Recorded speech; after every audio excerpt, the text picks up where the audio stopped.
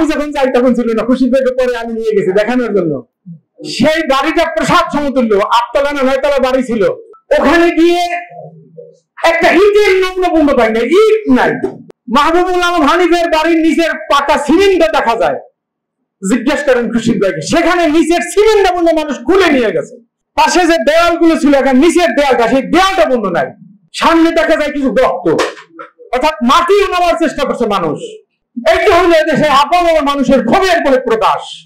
যে কথা খুশির ভাই সত্য বলতে যাইও বলে নাই, সেটা আমি বলতে চাই। আপনারা যারা ক্ষমতা আসতেছেন, কে আসবেন আমরা জানি না। বিএনপি হতে পারে, এনসিপি হতে পারে, জামাত হতে পারে, জাতীয় সরকার হতে পারে।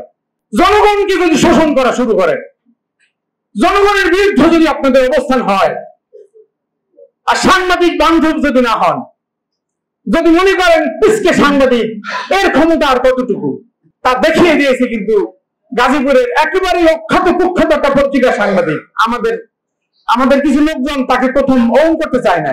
আরে সে তো একটা পেশা, অন্য একটা পেশায় সম্পৃক্ত। আমি বলার চেষ্টা করেছিলাম যে সে তো সাংবাদিক, লাইভ সবাই দেখাইতেছে, আপনারা এখনই মাঠে নামেন, বিবৃতি দেন, কালকে মানববন্ধন করবেন। আমরা ঢাকায় আয়োজন করতেছি, পরের দিনই আমাদের অনুষ্ঠান ছিল 5 তারিখ। তো তারা তারপর করেছে।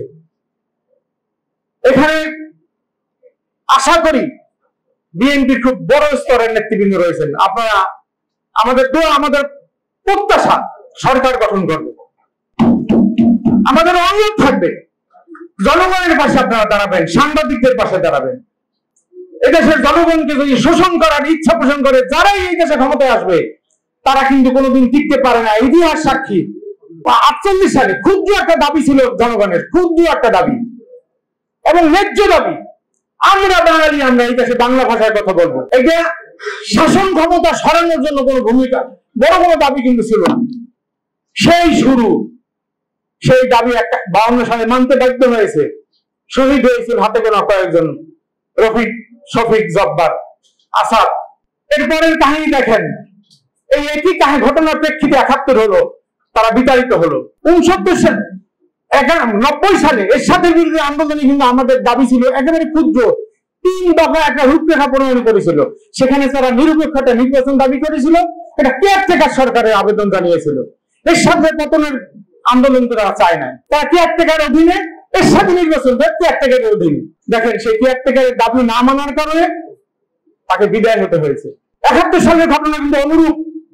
শেখ মুজিবুর রহমান স্বাধীনতা চায় না, জেলে গিয়েও কিন্তু স্বাধীনতার কথা উনি বলেন নাই, কিন্তু স্বাধীনতা কিন্তু দিতে হয়েছে। ছোট্ট কিছু দাবি যদি মেনে নেয় শুরুতে, তাহলে কিন্তু হয়ে যায়। এবার আমাদের কি দাবি ছিল, ছাত্রদের কি দাবি ছিল জানেন তো আপনারা?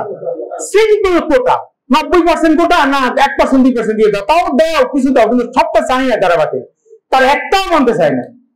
সিম্পল একটা দাবি না মানার কারণে একটা জগদ্দল পাথর এই বাংলাদেশের বুক থেকে চিরতরে উৎখাত হয়েছে। এবং আপনারা বিশ্বাস করেন তাদের আসার আর কোনো সম্ভাবনা নাই, যতই ভয় দেখাক না কারণ কেন, আসার কোনো সম্ভাবনা। এই পৃথিবীর ইতিহাস বলে না, বিপ্লব অভ্যুত্থানের মাধ্যমে যাদের বিদায় হয় তারা আর আসতে পারে না।